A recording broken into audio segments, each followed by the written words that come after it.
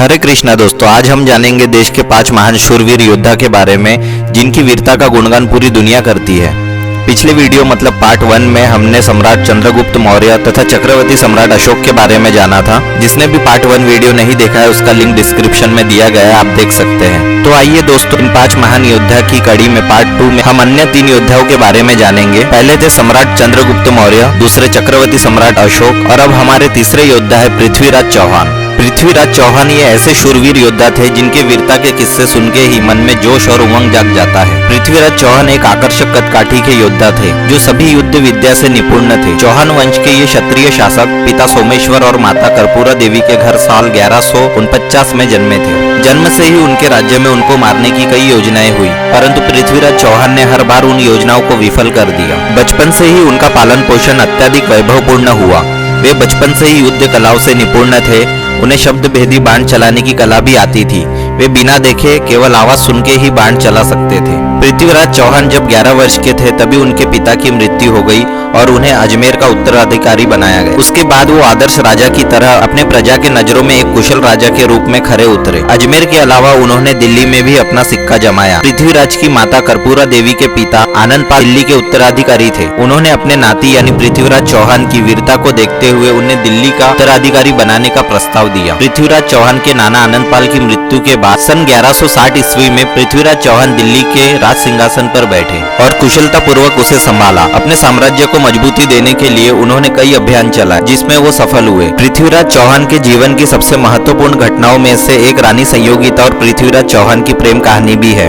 राजा जयचंद की बेटी संयोगिता ने पृथ्वीराज चौहान के वीरता तथा आकर्षता के कई किस्से सुने थे, जिससे वो अपना दिल पृथ्वीराज चौहान को दे बैठी। रानी संयोगिता ने उस समय गुप्त तरीके से पृथ्वीराज चौहान को कई प्रेम पत्र भेजे, जिसके जवाब में पृथ्वीराज चौहान ने भी कई पत्र भेजे। पृथ्वीराज चौहान भी रानी संयोगिता को चाहने लगे थे, पर जब इस बात का पता रानी संयोगिता के पिता राजा जयचंद को चला तो उन्होंने रानी संयोगिता का स्वयंवर करने का फैसला लिया। इस वाक्य के बाद राजा जयचंद और पृथ्वीराज चौहान एक दूसरे से नफरत करने लगे। राजा जयचंद ने स्वयंवर में देश के सभी राजा को न्योता भेजा, परंतु पृथ्वीराज चौहान को अपमानित करने के लिए उन्हें न्योता नहीं भेजा, बल्कि पृथ्वीराज चौहान जैसी द्वारपाल की मूर्ति बनाकर अपने महल के द्वार पर खड़ी कर दी। पृथ्वीराज चौहान राजा जयचंद की अपमानित योजना समझ गए और उन्होंने अपनी प्रेमिका को पाने के लिए एक गुप्त योजना बनाई। रानी संयोगिता से विवाह करने के लिए एक से बढ़कर एक राजा आए हुए थे। जब रानी संयोगिता वरमाला लेकर आगे बढ़ी और एक एक करके सभी राजाओं के पास से गुजरी और सीधे जाकर द्वार पर खड़े पृथ्वीराज चौहान की मूर्ति को उन्होंने वरमाला पहनाया। तब परंपरा के अनुसार लड़कियों को अपना वर चुनने का अधिकार था। मूर्ति को वरमाला पहनाते देख सभी राजा ने अपमानित होना महसूस किया। तभी मूर्ति के पीछे खुद पृथ्वीराज चौहान खड़े थे। वो तुरंत रानी संयोगिता को उठाकर बाकी सभी राजाओं को युद्ध के लिए चुनौती देकर रानी को अपने साथ अपने राज्य ले आए। उसके बाद राजा जयचंद और पृथ्वीराज चौहान के बीच 2 बार भयानक युद्ध हुआ, जिसमें कई सैनिक मारे गए और दोनों पक्षों को काफी नुकसान हुआ। पृथ्वीराज चौहान की 3 लाख की सेना थी।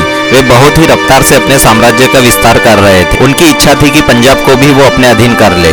उस समय पंजाब में मोहम्मद गौरी का शासन था। पृथ्वीराज चौहान ने अपनी विशाल सेना के साथ मोहम्मद गौरी पर सीधा हमला किया। इस जबरदस्त हमले के बाद पृथ्वीराज चौहान ने सरहिंद, सरस्वती तथा हांसी पर अपना राज स्थापित किया। लेकिन उसके बाद एक युद्ध में पृथ्वीराज चौहान को भारी नुकसान हुआ। उसके बाद पृथ्वीराज चौहान ने अकेले ही मोहम्मद गौरी का सामना किया और उसे बुरी तरह घायल किया तथा मोहम्मद गौरी को उस युद्ध को छोड़कर भागना पड़ा। कहा जाता है कि पृथ्वीराज चौहान ने मोहम्मद गौरी को 17 बार युद्ध में हराया था, जिससे मोहम्मद गौरी प्रतिशोध की आग में जल रहा था। उसने संयोगिता के पिता राजा जयचंद से हाथ मिला लिया, जो पृथ्वीराज चौहान का कट्टर दुश्मन था। पश्चात मोहम्मद गौरी और राजा जयचंद ने मिलकर पृथ्वीराज चौहान पर फिर से हमला किया। यह युद्ध सन 1192 में माना जाता है, जिसे तराइन का युद्ध भी कहा जाता है। इस युद्ध में राजा जयचंद ने षड्यंत्र रचकर पृथ्वीराज चौहान की मदद के लिए सेना की एक टुकड़ी भेज दी और राजा जयचंद के धोखेबाज सेना ने पृथ्वीराज चौहान की सेना की लाशें बिछा दी। इस युद्ध के बाद मोहम्मद गौरी ने पृथ्वीराज चौहान और उनके खास मित्र चंदबरदाई को बंधक बनाया और उन्हें अफगानिस्तान ले गया। बंधक बनाने के बाद मोहम्मद गौरी ने बहुत क्रूरता दिखाई और पृथ्वीराज चौहान को कई शारीरिक यातनाएं दी। यह सब सहते हुए भी पृथ्वीराज चौहान ने मुस्लिम धर्म नहीं स्वीकारा, न मोहम्मद गौरी से घबराया। इतिहासकारों का मानना है पृथ्वीराज चौहान जब मोहम्मद गौरी को घूरते तो वो घबरा जाता था, इसलिए उसने पृथ्वीराज चौहान की दोनों आंखें गर्म सलाख से निकलवा दी। उसके बाद मोहम्मद गौरी ने पृथ्वीराज चौहान को जान से मारने का सोचा। इसका पता चलते ही पृथ्वीराज चौहान तथा उनके मित्र कवि चंदबरदाई ने एक योजना बनाई। दरबार में चंदबरदाई ने पृथ्वीराज चौहान के शब्द भेदी बाण चलाने की खूबी बताई, जिसके बाद मोहम्मद गौरी हंसने लगा कि एक अंधा कैसे बाण चला सकता है, लेकिन मोहम्मद गौरी ये कला देखने के लिए राजी हो गया। शब्द वेदी बाण चलाने के लिए पृथ्वीराज चौहान तैयार खड़े थे। तभी उनके मित्र चंद्रवर दाई ने, जो एक कवि भी थे, उन्होंने तब एक दोहा गाया और वो दोहा पृथ्वीराज चौहान को सुनाया। उस दोहे में मोहम्मद गौरी की दिशा और दूरी बताई गई थी। जैसे ही पृथ्वीराज चौहान ने उस दोहे को सुना और मोहम्मद गौरी की दिशा और दूरी को समझा, तुरंत मोहम्मद गौरी पर बाण चलाकर उसे वही मार दिया। वो दोहा इस प्रकार था: 4 बास 24 गज अंगुल अष्ट प्रमाण, ता ऊपर सुल्तान है मत चूको चौहान। मोहम्मद गौरी को मार गिराने के बाद अब उन्हें पता था कि उनकी मृत्यु निश्चित है। दुश्मन के हाथ मरने से अच्छा पृथ्वीराज चौहान और चंद्रभाई दाई ने खुद एक दूसरे को मार दिया। पृथ्वीराज चौहान की मृत्यु की खबर जब रानी सहयोगिता को पता चली, तब उन्होंने भी उनके वियोग में अपने प्राण दे दिए। ऐसे थे हमारे राजपूत शिरोमणि पृथ्वीराज चौहान। दोस्तों, हमारे चौथे राजा है महाराणा प्रताप, जिन्हें वीर शिरोमणि महाराणा प्रताप भी कहते हैं। महाराणा प्रताप अपने पराक्रम और वीरता के लिए पूरी दुनिया में जाने जाते हैं। एक ऐसा राजपूत सम्राट जिसने जंगल में झोपड़ी बनाकर रहना पसंद किया, परंतु मुगलों की अधीनता स्वीकार नहीं की। उन्होंने देश और धर्म के लिए सब कुछ न्यौछावर कर दिया। महाराणा प्रताप के समय दिल्ली में मुगल सम्राट अकबर का शासन था। उसने भारत के सभी छोटे बड़े राजा को अपने अधीन कर लिया था। संपूर्ण भारत में मुगल शासन और धर्म फैलाने के लिए उसने नीति और अनीति दोनों का उपयोग किया। 30 वर्ष की लगातार कोशिश के बावजूद अकबर महाराणा प्रताप को कुछ नहीं कर पाया। महाराणा प्रताप का जन्म 9 मई 1540 को कुंभलगढ़ दुर्ग में हुआ था, जो राजस्थान में स्थित है। उनके पिता उदय सिंह द्वितीय और माता जयवंता बाई थी। वे वीर राणा सांगा के पोते थे। जब महाराणा प्रताप ने मेवाड़ का राज्यभार संभाला, तब राजपूताना साम्राज्य काफी कमजोर हो गया था। कई राजपूत राजा अकबर के आगे सिर झुका चुके थे, परंतु महाराणा प्रताप अपने पूर्वजों की मर्यादा की रक्षा करने हेतु कभी झुके नहीं और अटल रहे। इसलिए अकबर हमेशा महाराणा प्रताप से क्रोधित होता था।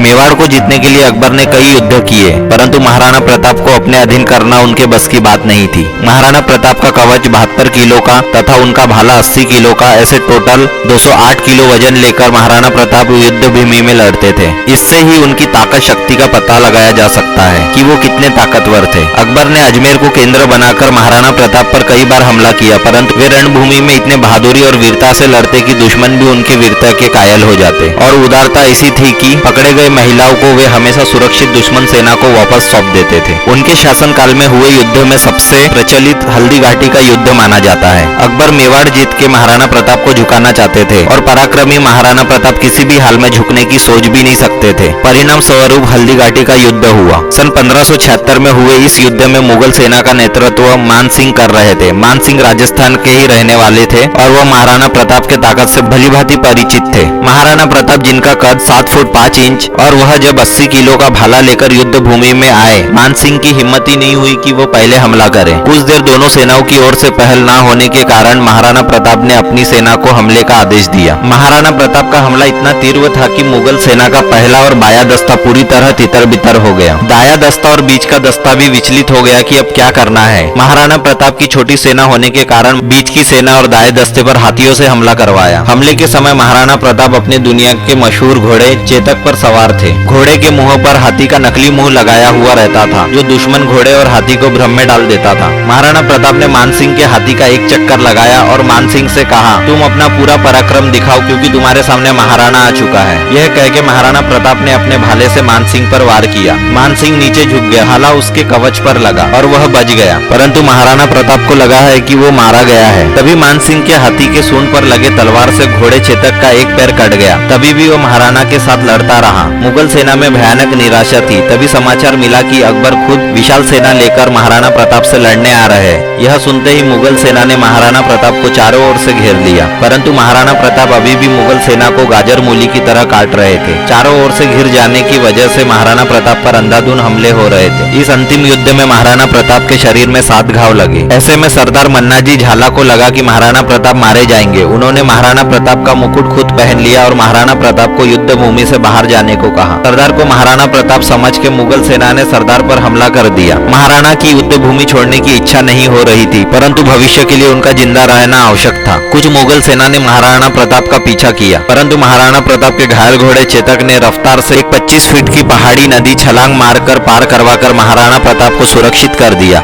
जिसे मुगल सेना के घोड़े पार नहीं कर पाए। घोड़े चेतक ने महाराणा को सुरक्षित कर खुद दुनिया को अलविदा कर दिया। इसके बाद महाराणा प्रताप ने जंगल में रहकर ही 10 साल तक युद्ध जारी रखा। अकबर ने हल्दी घाटी युद्ध के बाद भी महाराणा प्रताप को मारने के लिए 1 लाख सेना भेजी, परंतु विफल रहे। भामाशाह द्वारा मिली राशि से महाराणा प्रताप ने अपनी सेना फिर से मजबूत की और दिवेर में हुए युद्ध की योजना बनाई। सन 1582 में हुए दिवेर के इस युद्ध में मुगल सेना का अगुवाई करने वाला अकबर का चाचा सुल्तान खान था। विजयदशमी के दिन महाराणा प्रताप ने अपनी सेना की 2 टुकड़ी बनाकर इस युद्ध को छेड़ दिया। सेना की एक टुकड़ी को उनके पुत्र अमर सिंह संभाल रहे थे तथा दूसरी टुकड़ी के नेतृत्व खुद महाराणा प्रताप कर रहे थे। महाराणा प्रताप के पुत्र ने एक टुकड़ी लेकर दिवेर के शाही खाने में हमला किया। हमला इतना तीव्र था कि मुगल सेनापति पर अमर सिंह ने ऐसा भाला चलाया कि भाला सेनापति को चीरते हुए घोड़े समेत जमीन में जा घुसा और सेनापति वही मूर्ति के समान खड़े हो गए। उधर महाराणा प्रताप ने भी बल्लोल खान के सर पर ऐसा वार किया कि बल्लोल खान समेत घोड़े के 2 टुकड़े हो गए। तब से ये कहावत बनी कि मेवाड़ के वीर दुश्मन को घोड़े समेत काट दिया करते हैं। यह सब देखकर मुगल सेना में भगदड़ मच गई।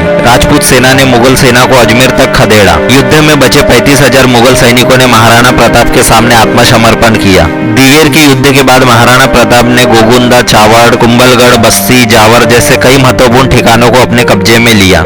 कहा जाता है इसके बाद भी महाराणा ने कई हमले कर चित्तौड़ को छोड़कर मेवाड़ समेत कई हिस्से मुगल से स्वतंत्र करवा लिए। इतने संघर्ष के बाद भी महाराणा को अकबर कभी नहीं हरा पाया। जब शिकार के दौरान लगी चोट से महाराणा प्रताप की मृत्यु हो गई, तब अकबर भी यह समाचार सुन के रोया था, क्योंकि ना ही कभी वो महाराणा को हरा सका और वह महाराणा प्रताप के पराक्रम वीरता से भली भांति परिचित था। तो ऐसे वीर शिरोमणि महाराणा प्रताप को नमन।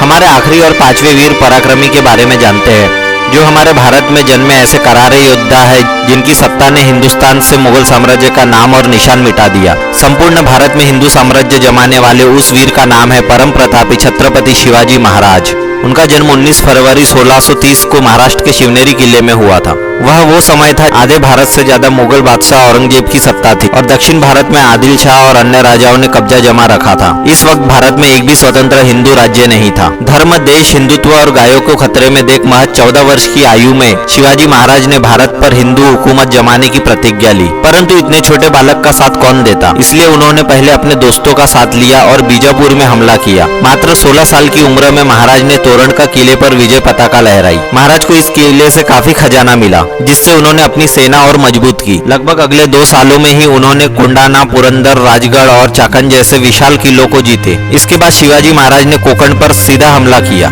मुगल साम्राज्य पर तब कोई पहली बार एक हिंदू राजा तलवार लेकर लड़ने आया था। मराठा सेना ने वहां भी वीरता के साथ कोंकण कल्याण में भगवा ध्वज लहराया। 9 सामंत, 40 किले और 70,000 की सेना के साथ छत्रपति शिवाजी महाराज ने बीजापुर पर इतने हमले किए कि मुगल सल्तनत की जड़ें हिल गई। अपनी सल्तनत पर खतरा होते देख बीजापुर का सुल्तान अली आदिल शाह कांप गया। उसने अफजल खान को विशाल सेना देकर महाराज के इलाके में भेजा। शिवाजी महाराज उस समय प्रतापगढ़ के किले में थे। अफजल खान विशाल सेना के साथ हिंदू, गाय, बच्चे, स्त्री और ब्राह्मणों को कत्लेआम करते हुए ऊंची कद काठी तगड़े शरीर वाले अफजल खान ने शिवाजी महाराज को मारने का षड्यंत्र रचा। उसने शिवाजी महाराज को एक संधि समाचार भेजा। अगले दिन शिवाजी महाराज की अफजल खान से मुलाकात हुई। गले मिलने के बहाने लंबे चौड़े अफजल खान ने शिवाजी महाराज को दबोच लिया और चुपके से खंजर से उनके पीठ पर वार किया, परंतु कपड़े के अंदर लोहे का कवच पहने शिवाजी महाराज को कुछ नहीं हुआ। तुरंत ही शिवाजी महाराज ने अपना गुप्त हथियार बाघ नख निकालकर अफजल खान को वही चीर डाला, जिससे मुगल सेना वहां से भाग खड़ी हुई।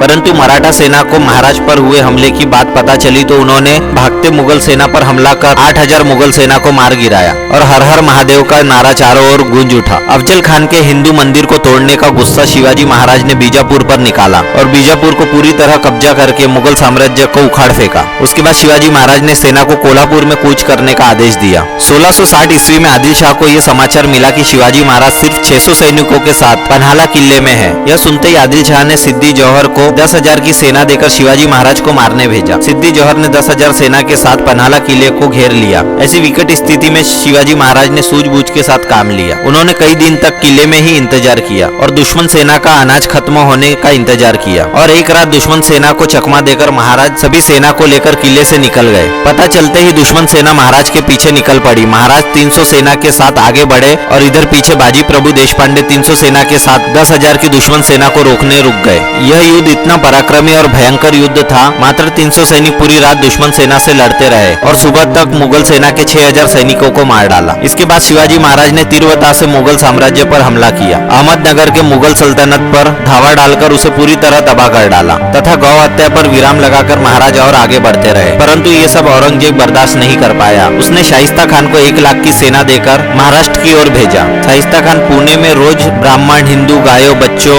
महिला को मारकर अपने महल चला जाता था। ऐसा 3 महीने तक चलता रहा। शिवाजी महाराज ने शाइस्ता खान को मारने की योजना बनाई। 1663 को आधी रात को महाराज केवल 400 सैनिकों के साथ पुणे की ओर प्रस्थान किए। सैनिक वेश बदलकर शाइस्ता खान के किले में घुस गए और शिवाजी महाराज जब शाइस्ता खान के सामने पहुंचा तो वह डर के कांप रहा था।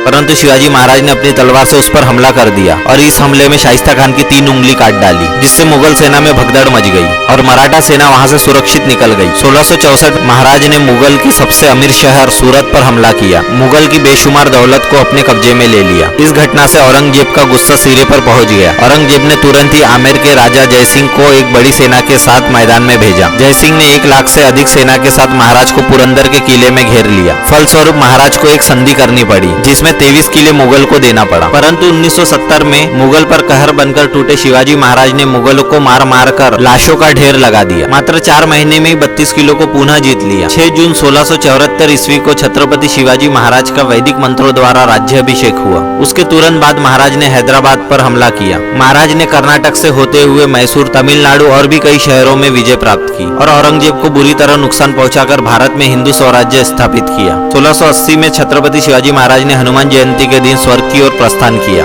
ऐसे थे हमारे परम प्रतापी छत्रपति शिवाजी महाराज। जय भवानी, जय शिवाजी। तो दोस्तों, ऐसे वीर पराक्रमी योद्धाओं को सत सत प्रणाम। वीडियो को शेयर कीजिए। धन्यवाद। हरे कृष्ण।